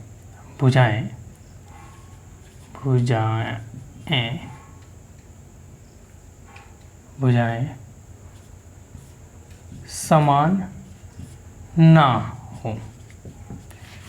उसकी अर्थात यहाँ पर प्रत्येक भुजाएं का मतलब है लंबाई, चौड़ाई, ऊंचाई। ठीक है। तो मतलब कि ऐसा हो सकता है, क्या हो सकता है, पहली बात की लंबाई, ठीक, चौड़ाई और ऊंचाई, लंबाई, चौड़ाई और ऊंचाई कभी भी समान नहीं होंगे। या तो ये दोनों समान हो सकते हैं ये दोनों समान हो लेकिन यह समान नहीं होगा। या तो यह भी हो सकता है कि ना तो लंबाई समान है और ना ही चौड़ाई समान है, इस प्रकार की कंडीशन आएगी। समझ में आया कि नहीं आया? मतलब कि हमको पहले पता चल गया कि घन किसे कहते हैं, घनाभ किसे कहते हैं। समझ में आया कि नहीं आया? अब यहाँ पर दिया गया है, कह रहा है कि जो घनाभ है तो घनाभ के प्रत्येक का आयतन, घनाभ के प्रत्येक घन का आयतन कितना दिया है, 1728 सेंटीमीटर दिया है। ठीक है, तो अब हमको पहली पता क्या है कि घन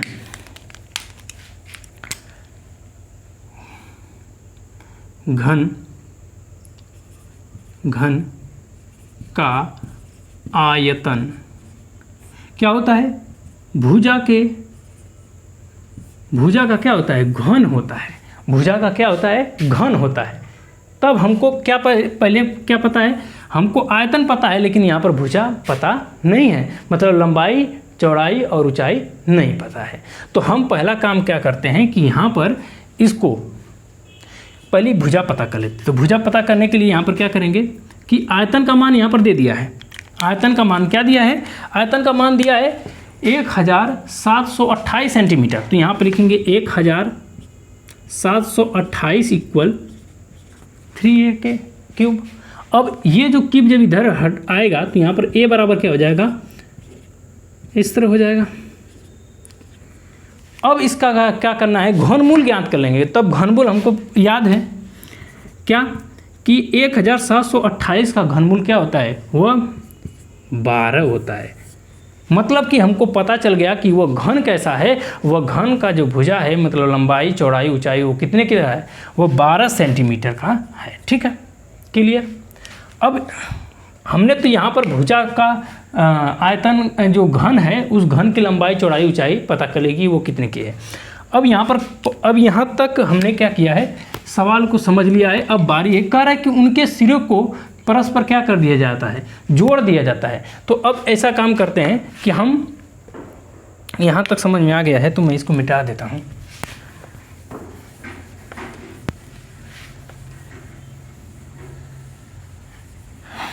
देखिए, जहाँ पर आपको समझ में नहीं आया तुरंत पूछिएगा।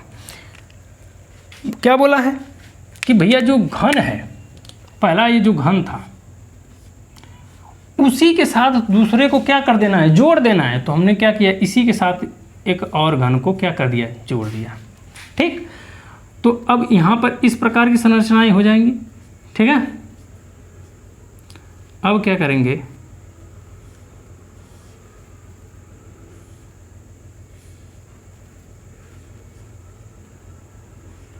ठीक, यह हमारा घन बन के तैयार हुआ है। वो बोला है कि जोड़ दें, तो हमारा ये घन है और ये घन यह है।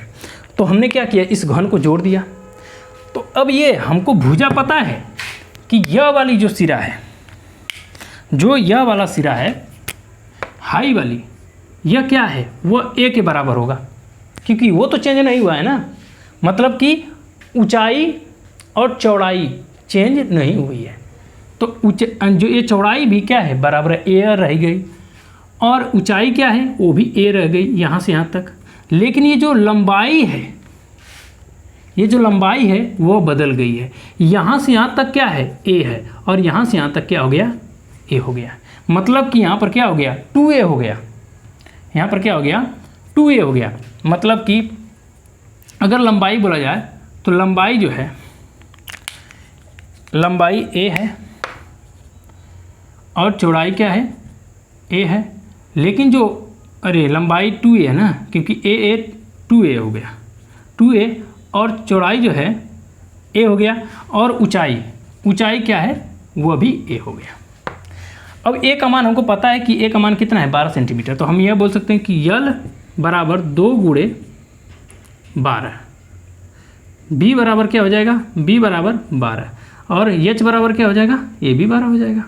ये सभी सेंटीमीटर में है। ठीक है, अब यहाँ पर हम इसको गुणा कर देंगे तो क्या होगा, लंबाई कितनी होगी, 24 हो गई, 24 सेंटीमीटर, और बाकी सब सेम ज्यों का त्यों पड़े हुए हैं। समझ में आया ना।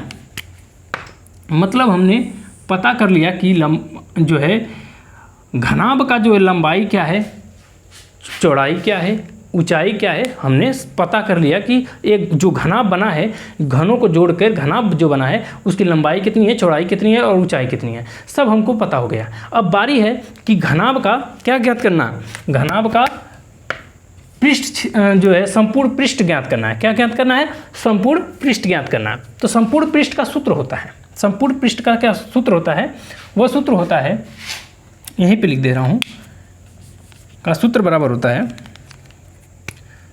कि 2 कोष्टक में लंबाई गुणे चौड़ाई धन चौड़ाई गुणे ऊंचाई धन ऊंचाई गुणे लंबाई, यह होता है सूत्र। ठीक है, यहाँ पर जो ये घनाभ का क्या सूत्र क्या होता है, संपूर्ण पृष्ठ का सूत्र क्या होता है, दो कोष्टक में लंबाई गुणे चौड़ाई धन चौड़ाई गुणे ऊंचाई धन ऊंचाई गुणे लंबाई होता है। तो अब यहाँ पर हम क्या कर लेंगे, इसका जो घनाभ का संपूर्ण क्षेत्र बराबर यहाँ पर लिख देंगे कि घनाभ का संपूर्ण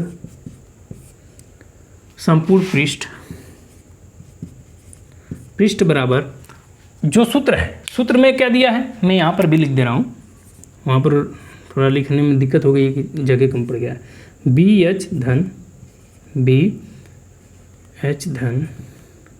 HL होगा। ठीक, यहाँ पर सूत्र है। अब ये जो हमने इनके मान को पता किया है, इस पर मान रख देते हैं। तो जब हम मान रखेंगे तो क्या पाएंगे कि 2 गुणे 2 मतलब कोष्टक 2 कोष्टक के बाहर है तो गुणे ना हुआ, यल की जगह पे क्या लिखना है, 24 लिखना है, 24 फिर गुणे क्या है बी बराबर क्या है 12 है। ठीक, बी बराबर 12 है। फिर उसके बाद क्या है धन है, फिर उसके बाद क्या है बी और एच दोनों क्या है 12 गुणे 12 है, फिर धन ये भी क्या है 12, अरे यार यहाँ पर 12 गुणे 24। ठीक, अब यहाँ पर क्या कर लेते हैं, अब यहाँ पर इसका गुणा कर लेते हैं। तो गुणा यहाँ पर कर लेते हैं, क्या लिखा है 24 गुणे 12। तो यहाँ पर जब इसका गुणा करेंगे 2 8 है, अरे 2 चौको 8 और 2 दूना के 4, फिर 4 एकम 4 दूना 8 8 2, ये इसको जोड़ने पे आया है और 12 44 होता है 144, और इसका फिर वही जो इसका गुणा किए हैं। तो यहाँ पर हम लिख सकते हैं क्या 2 गुणे 288 धन 144 धन 288। ठीक, अब इन सभी को क्या कर लेते हैं, जोड़ लेते हैं। तो यहाँ पर इन सभी को जोड़ लेते हैं, जोड़ेंगे तो क्या होगा 12 में 8 जोड़ेंगे तो क्या हो गया 20 हो गया। ठीक, 20 हो गया, और 12 में फिर जोड़ेंगे तो 20 20 2 22, और ये क्या है हो गया 5 5 2 7, 720 आ गया। तो यहाँ पर हमने क्या किया है, यहाँ पर आ गया 2 गुणे 720। अब यहाँ तक तो हमने पता कर लिया, और जब इसको गुणा कर देंगे तो 2 0 यहाँ 0, 2 दूना के 4, फिर 2 7 14। मतलब हमें जो पृष्ठ पूछा था, संपूर्ण पृष्ठ पूछा था, वो संपूर्ण पृष्ठ कितना आ गया, वो आ गया 1440 आ गया। समझ में कि नहीं आया समझ में? चलिए हम अगले प्रश्न की तरफ चलते हैं, तब तक हम इसको मिटा देते हैं। अब हमने 12 वाले प्रश्न को हल कर लिया है, अब बारी है 13वां प्रश्न की। 12 को हल कर लिया, बारी अब 13वां की प्रश्न की। तो 13वां वाले प्रश्न में क्या लिखा है, 13 वाले प्रश्न में लिखा है कि नीचे दी गई सारणी में आंकड़ों का समांतर माध्य ज्ञात करना है। क्या ज्ञात करना है, समांतर माध्य। ध्यान यहीं पे देना है, क्या ज्ञात करना है, समांतर माध्य ज्ञात करना है। ठीक है, समांतर माध्य ज्ञात कीजिए। जो आंकड़ा यहाँ पर दिया है उसको लिख लेते हैं। सबसे पहला आंकड़ा क्या दिया है कि पहले पद दिया है, फिर हम बारंबारता दिया है। तो यहाँ पर लिखेंगे पद को यक्स आई से दर्शाते हैं। ठीक है, यक्स आई से दर्शाते हैं। ठीक, और उसके बाद है बारंबारता, बारंबारता। ठीक, क्या है, बारंबारता। इसको हम किससे दर्शाते हैं, इसको यफ आई से दर्शाते हैं, ठीक है, यफ आई से दर्शाते हैं, ठीक है। और यहाँ से हमारा ये पद जो दिया था हमने लिख लिया। अब यहाँ पर अगला काम है हमारा है कि जो पद दिए थे इनको लिख लेते हैं। पहला दिया पद 4, 6, 8, 10, 12, 14, तो यहाँ लिखेंगे 4, 6, 8, 10, 12, 14, ठीक। अब यहाँ तक हमें लेना है और उसके बाद का नहीं लेना है, तो यहाँ तक हमने ले लिया, ठीक। फिर इसको हम क्या करेंगे, इसको यहाँ पर बारंबारता को लिख लेंगे। बारंबारता के लिए यह है 3, 4, 2, 2, 3, 4, 2, 2, फिर उसके बाद क्या है 6, 8, 6 और 8, ठीक। यहाँ पर हमारा बारंबारता भी लिखा गया।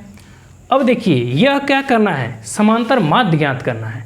तो समांतर माध्य ज्ञात करने के लिए सबसे पहले हमको क्या करना है, पद और जो है बारंबारता का गुणा करके फिर उनका योग लिखना पड़ेगा, ठीक है। तो सबसे पहला काम करते हैं, यहाँ पर लिख देते हैं कि सिग्मा यफ आई गुणे यक्स आई, ठीक। अब यहाँ पर हमने लिखना है, क्या लिखेंगे, 4 का गुणा अगर 3 में करेंगे तो क्या होगा, 4 तिहाई 12, फिर 4 का गुणा 6 में करेंगे, 4 छक 24, ठीक है, 24। फिर अब यहाँ पर 8 का पढ़ा 2 बार पढ़ेंगे तो 8 दूना के 16, फिर 10 का पढ़ा 2 बार पढ़ेंगे तो 20, फिर 12 छक 72, 14 बड़े 112, इतना हो गया, ठीक। अब यहाँ पर क्या करना है, इनका योग कर लेते हैं, इनका क्या कर लेते हैं, योग कर लेते हैं, ठीक है। अब इसका योग करें तो योग करने के बाद क्या पाएंगे कि 2 में 4 जोड़ेंगे 6, 6 दूना के 12, 12 14, 14 और उसके बाद जोड़ेंगे तो 6, ठीक। फिर उसके बाद क्या है 3, 6, 6 में जोड़ेंगे तो 6 में 7 जोड़ेंगे तो 13, फिर उसके बाद क्या करना है 13, 1, 14, 14 में 1 जोड़ देंगे तो 15, फिर 1 और 2, ठीक है। यह क्या हो गया है हमारा, इनका ऐड हो गया है, sigma x I F I बराबर यह है का योग हो गया। फिर उसके बाद हमको क्या करना है, यफ आई का मान ज्ञात करना है।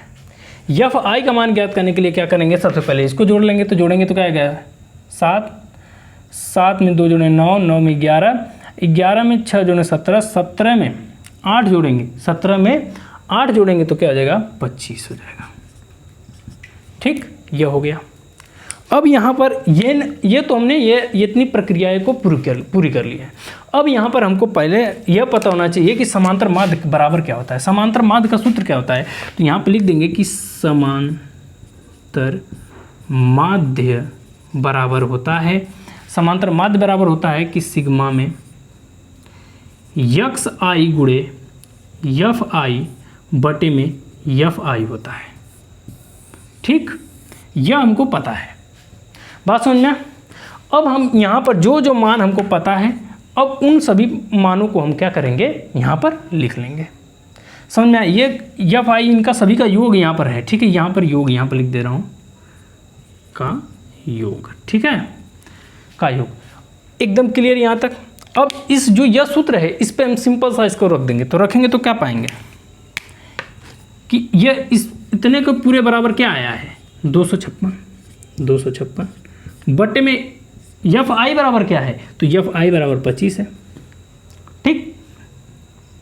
तो अब इसको जब भाग करेंगे, यहाँ पर जाएगा 25 से कम 25, फिर यहाँ पर एक गया कट गया तो ये 0, फिर यहाँ पर आ गया, फिर उसके बाद जाएगा ये 2, राउंड अबाउट ये 2 24, इतनी बार जाएगा। यह हमारा समांतर माध्य पता हो गया जो हमको ज्ञात करने के लिए यह बोला था। समझ में आया कि नहीं है।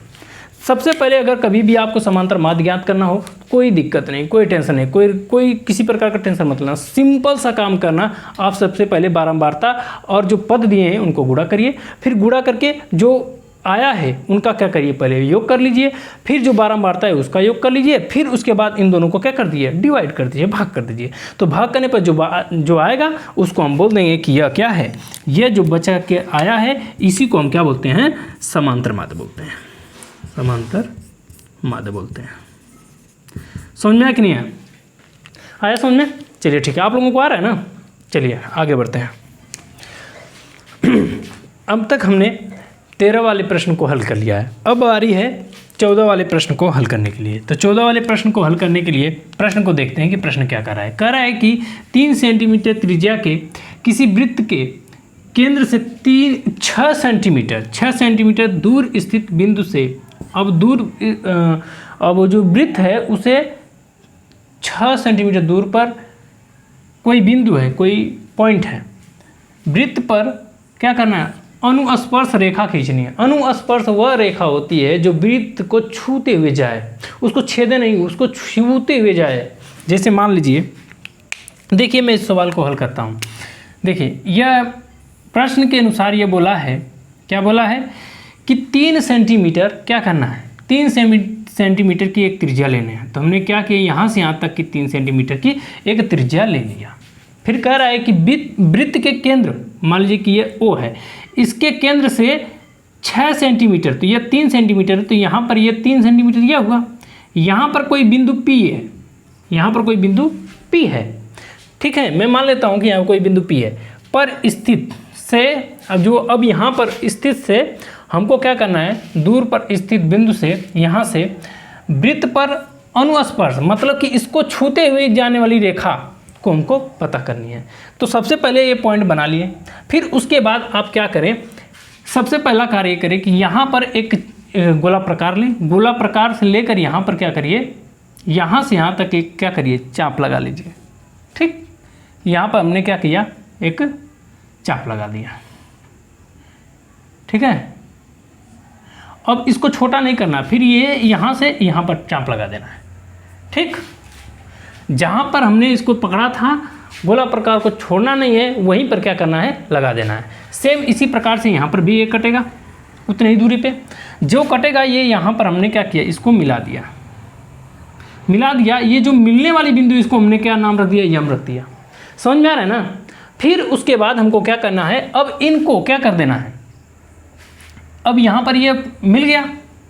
अब हमको क्या करना है कि इस P को क्या करके, ये जो P और O है इसका जो मध्य बिंदु है यहाँ पर, ये क्या करेंगे, एक गोला बनाएंगे।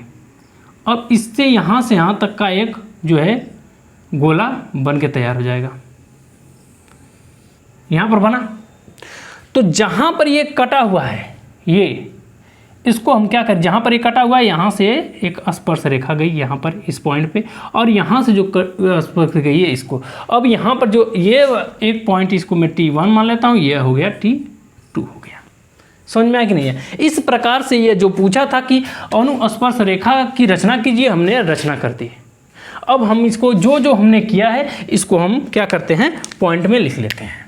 ठीक है, हाँ देखिए, अब इस चीज़ों को मैंने जो चीज़ यहाँ पर किया था मैंने इसको यहाँ पर बता दिया। सबसे पहले अब हमने क्या किया था, एक वृत्त लिया था, फिर उसके बाद उसको केंद्र मान के जो 3 सेंटीमीटर का था, फिर केंद्र से 6 सेंटीमीटर पे एक P बिंदु मारा है। फिर अब इसको जो है काटे हैं बीच से काटने के लिए हमने क्या किया, एक आधा से अधिक चाप लिए हैं, उसको काटे हैं यहाँ से यहाँ तक, फिर इसको इधर से सेंटर मार के यहाँ से काटे हैं।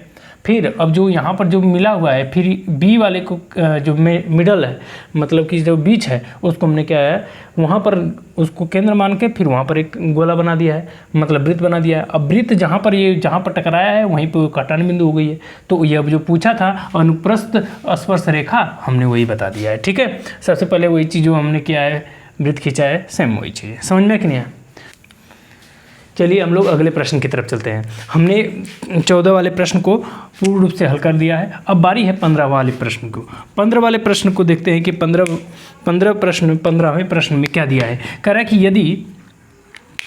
यदि A बराबर समुच्चय में यक्स अनुपाते यक्स स्क्वायर माइनस 5x + 6 का गुणनखंड है।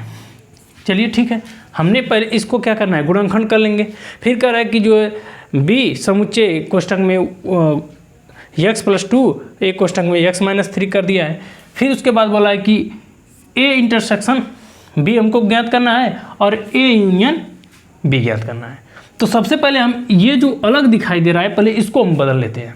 तो अब यहाँ पर हम पहले लिख लेते हैं कि जो हमको जो दिया है वो लिख लेते हैं कि दिया क्या है, ए बराबर कोष्ठक में x² - 5x + 6 दिया है।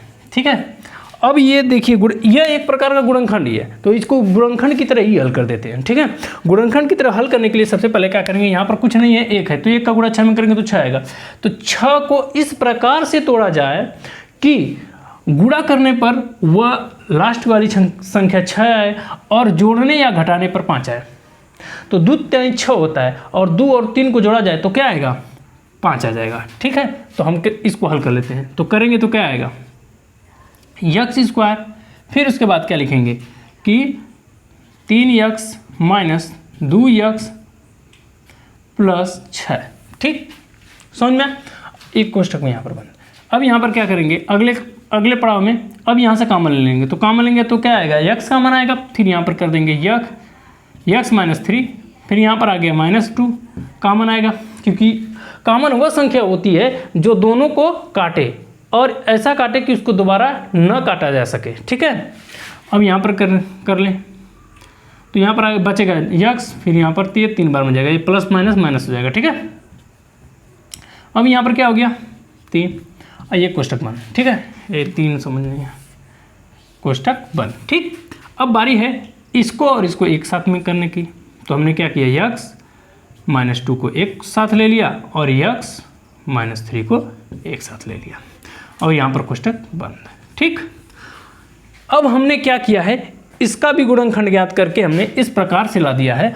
और ये तो b वाला जो है, b का समुच्चय सीधे उसी रूप में दिया हुआ है। मतलब कि हम यहाँ पर लिख सकते हैं कि a बराबर समुच्चय x-2 कोष्ठक में x-3 कोष्ठक में है। ठीक है, समझ में। और b का मान क्या दिया है, b बराबर दिया है कि x+2 कोष्ठक में x-3, फिर कोष्ठक बंद। फिर हमको क्वेश्चन में क्या बोला है कि आप इसका क्या करिए, पहले इंटरसेक्शन ज्ञात कर लीजिए। इंटरसेक्शन वह होता है जो दोनों में वह संख्या, इंटरसेक्शन का अर्थ होता है कि वह संख्या जो समुच्चय A और समुच्चय B दोनों में मिलता है उसको हम बोलते हैं इंटरसेक्शन।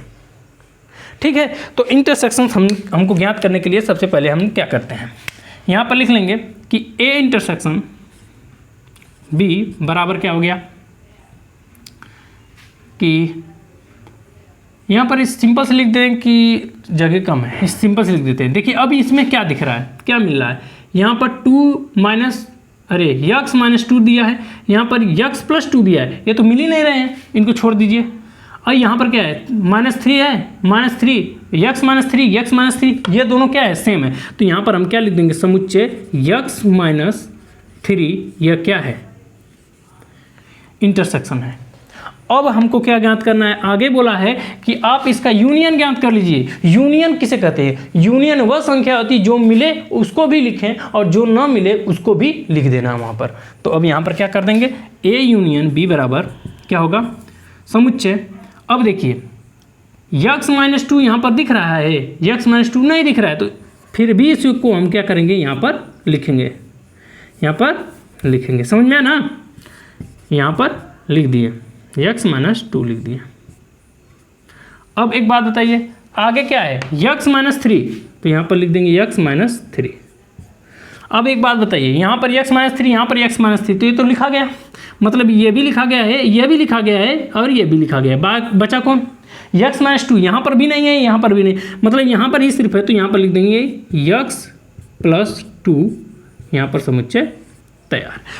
हमने यूनियन बोला था, हमने यूनियन ज्ञात कर लिया और जो है इंटरसेक्शन पूछा था, हमने इंटरसेक्शन भी बता दिया।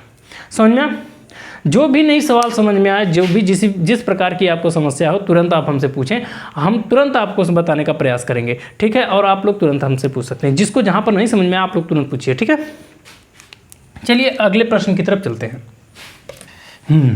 हमने 15 वाले प्रश्न को हल कर लिया, 14 वाले सभी प्रश्नों को यहाँ तक हल कर लिया। अब बारी है 16 वाले प्रश्न को। तो यह कह रहा है कि सिद्ध कीजिए, मतलब इसको हमको क्या करना है, हल करना है, सिद्ध करना है। तो सिद्ध क्या करना है कि बड़का कोष्टक, मझला कोष्टक और छोटे कोष्टक में क्या दिया है, -3/2 दिया है।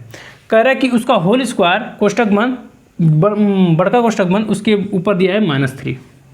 इस सवाल को पहले उतार लेते हैं, सवाल को उतार लेते हैं। तो सवाल हमको क्या दिया है कि कोष्टक में -3/2 का होल स्क्वायर, फिर उसके बाद कोष्टक बंद, फिर यहाँ पर कोष्टक बंद के ऊपर माइनस, ठीक है।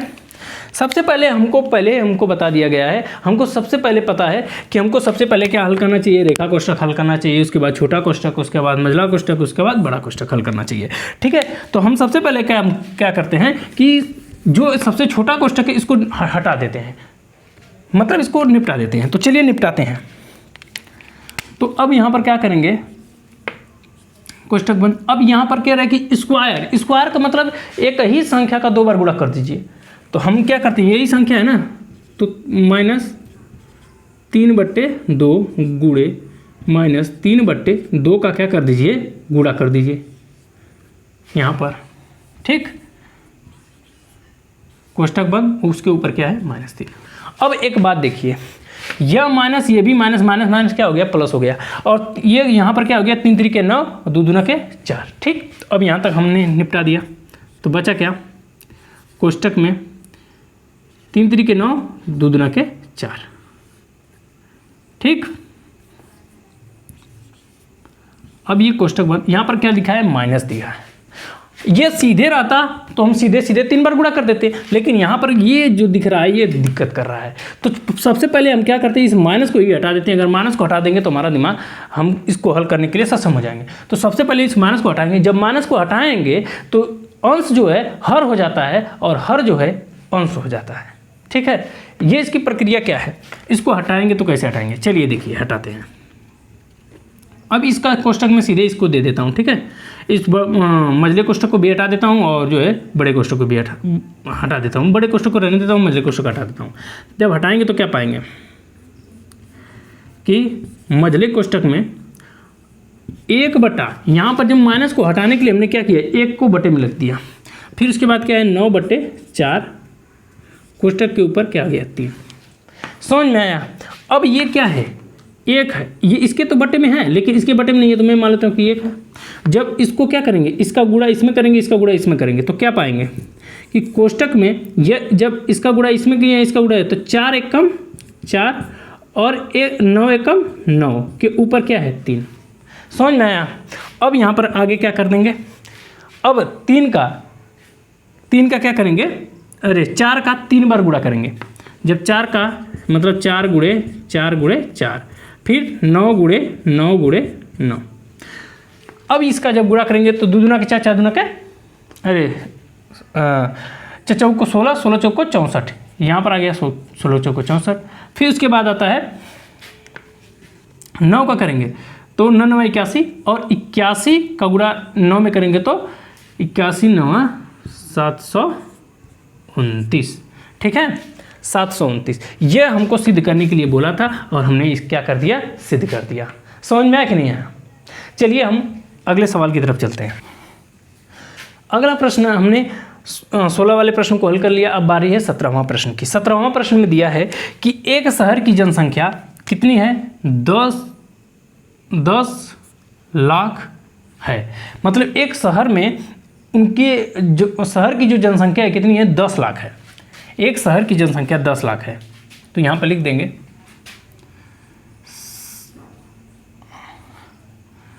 शहर की कुल जनसंख्या कितनी है, 10 लाख। 10 लाख जनसंख्या है। अब क्या हुआ कि वो बढ़ने लगा, बढ़कर वो जनसंख्या कितनी हो गई 3 वर्षों में। ठीक है, 3 वर्षों में समय कितना लगा, समय लगा कितना 3 वर्ष लगा।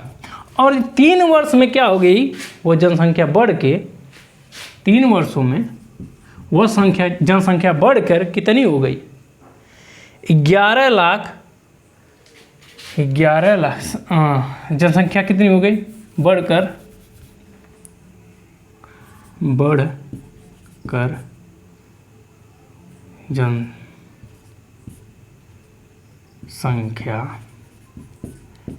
जनसंख्या 11,57,625 हो गई। अब बढ़ के यहाँ पर क्या हो गया 11,57,625 जनसंख्या हो गई। ठीक, कह रहा है तो वर्ष दर जो है हमको क्या करना है, वार्षिक दर हमको क्या करना है, ज्ञात करना है कि एक वर्ष में जो है इसकी जनसंख्या कितनी बढ़ी है। तो चलिए सबसे पहला कार्य ये करते हैं कि इस सभी प्रश्नों को हल करने के लिए, इसके लिए यहाँ पर हमको चक्रवृद्धि का सूत्र लगाना पड़ेगा। ठीक है, चलिए हम लोग इसको हल करते हैं। चक्रवृद्धि का सूत्र लिख लेते। तो चक्रवृद्धि बराबर क्या होता है, मूलधन कोष्ठक में 1 प्लस दर बटे 100 के ऊपर वर्ष।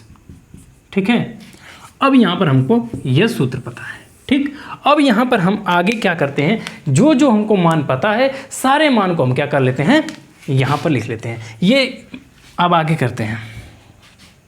अब आगे देखते हैं कि क्या है।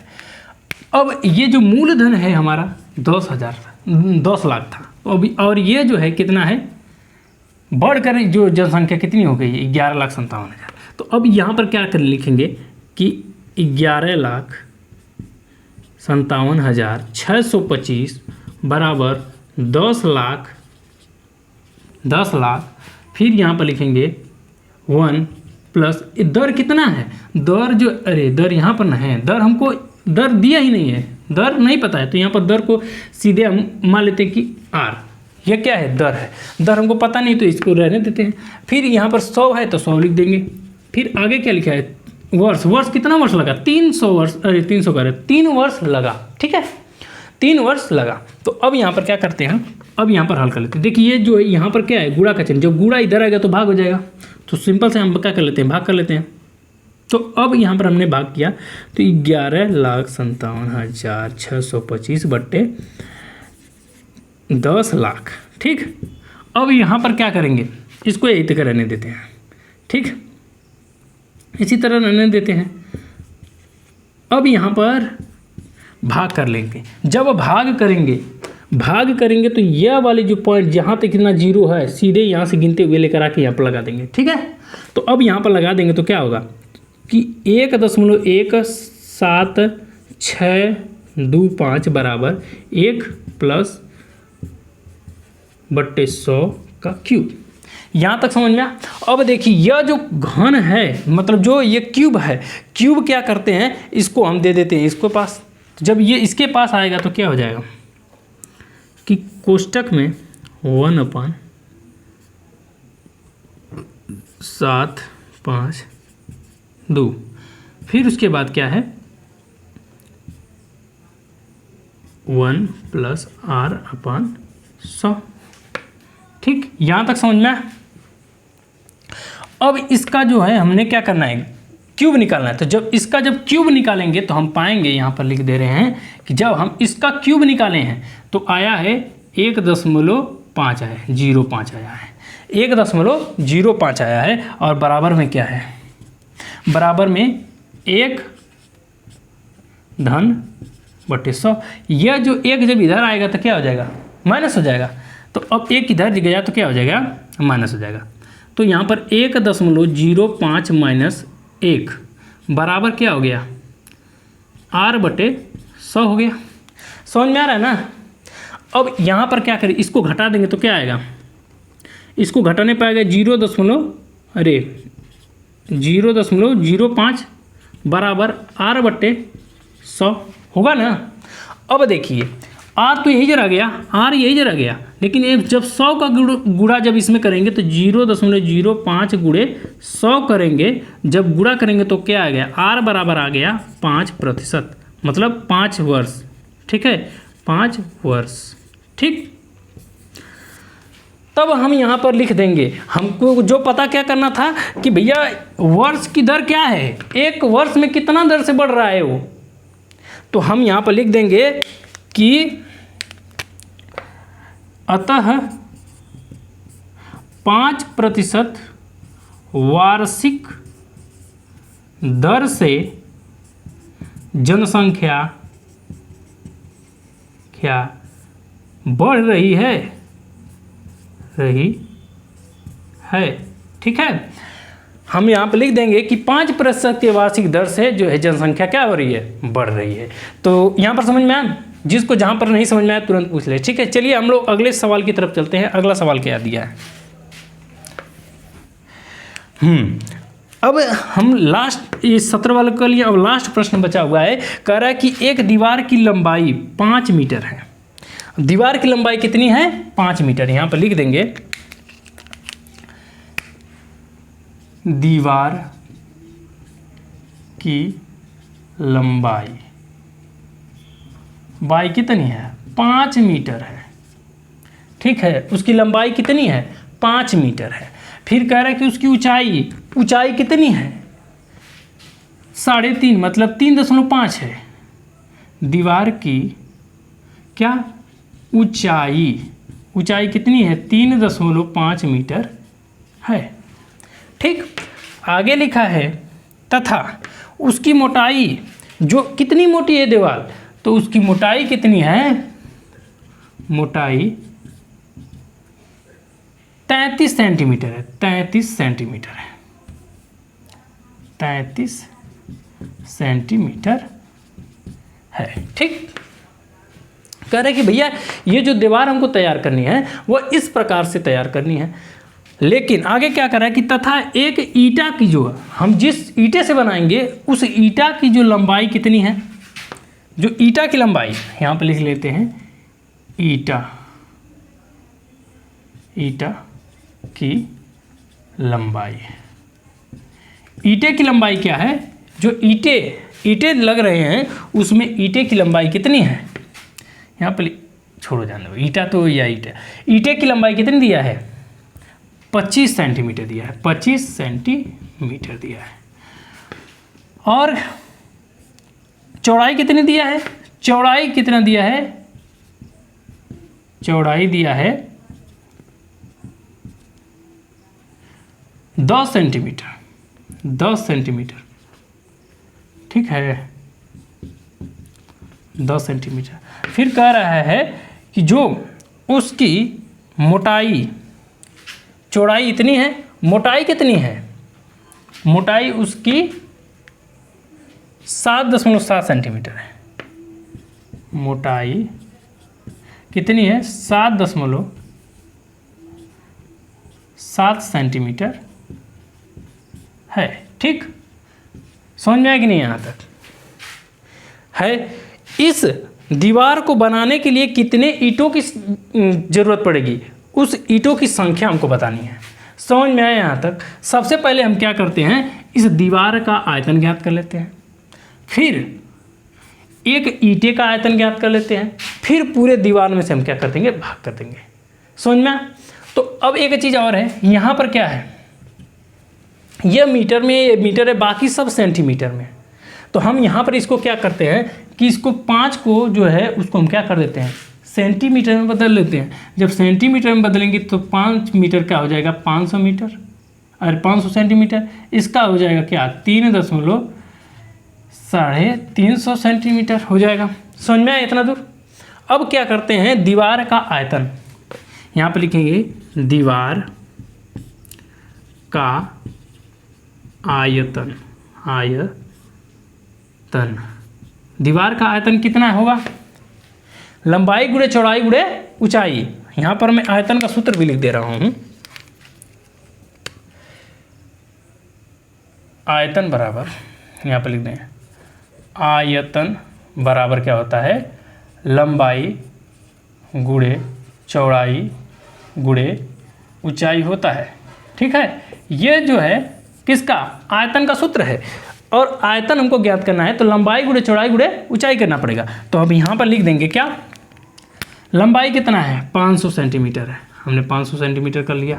फिर आगे लिखा है 300, 350, फिर उसके बाद क्या है 33। अब हमको क्या करना है, ईंटे का आयतन ज्ञात कर लेना है। तो अब यहाँ पर क्या करेंगे, ईंटे का आयतन, जब ईंटे का आयतन ज्ञात करेंगे तो ये सब सभी सेंटीमीटर में, तो इसको सीधे सीधे उतार लेते हैं, लंबाई गुणे चौड़ाई गुणे ऊंचाई। ठीक, क्लियर यहाँ तक। अब हमको क्या करना है, अब यहाँ पर हमको ईटा की संख्या ज्ञात करने के लिए यहाँ पर लिख देंगे क्या, कि ईंटे की संख्या बराबर क्या होगा, ईंटे की संख्या ज्ञात करने के लिए यहाँ पर लिखेंगे कि दीवार का आयतन बटे ईंटे का आयतन। ठीक, यह हमको इस प्रकार से पता होगा, भाग करना पड़ेगा। तो हम भाग कर कैसे करेंगे, यहाँ पर लिख देंगे आगे कि दीवार का आयतन कितना हमको पता है, इतना पता है, तो सिंपल से वहाँ पर लिख दीजिए कि 500 गुणे 350 गुणे 33। फिर बट्टे में क्या करना है, अब यहाँ पर लिख देंगे 25 गुणे 10 गुणे 7.7। अब ये देखिए इसका गुणा कर देंगे, सिंपल सी बात है। अब यहाँ पर देखिए आगे हम काम करते हैं कि इस माइनस ये दशमलव को हटा दिए, ये ख़त्म हो गया। अब ये पूरा ख़त्म हो गया, मतलब ये 1 है, समझ में आया। अब यहाँ पर अगर 11 का पढ़ा पढ़ेंगे तो 11 तिया 33 हो गया, 33, 11 सत्ते 77 हो गया, काम खत्म यहाँ तक। फिर अब देखिए 7 से काटेंगे, 7 पचे 35, और ये 0 यहाँ पर लगा दिया, समझ में आया ना, यहाँ तक सब निपट गया। अब 5 से पढ़ते हैं, 5 एक कम 500, 5वां 25, फिर 5 का जब भाग करेंगे 100 में तो कितनी बार में जाएगा, 20 बार में जाएगा। तो अब हमारे पास बचा क्या है, बचा है 20 गुणे 50 गुणे 3, समझ में आया। अब इसका जब गुणा करेंगे तो हम पाएंगे क्या कि 20 का गुणा 50 में करेंगे तो कितना हो जाएगा, पहले इसका गुणा इसमें कर लेते, तो ये आ गया 20 गुणे 150। अब इसका 15 दूना के 30, यहाँ पर लिखेंगे 20 गुणे 150 बराबर 15 दूना के 30। ये वाला समाप्त हो गया, 1 0 ये 2 0 यहाँ पर लगा देंगे, ये हमारा आंसर हो गया। मतलब कि हमको उस दीवार को तैयार करने में 3000 ईंटें लगेंगे। अब यहाँ पर लिख देंगे, ठीक, अतः उस दीवार को तैयार करने के लिए कितना, 3000 ईंटें लगेगा। ठीक है, यह हमें पता करना था, हमने पता कर लिया। मतलब कि हमें उस दीवार को तैयार करने में 3000 ईंटें लगेंगे। ठीक है।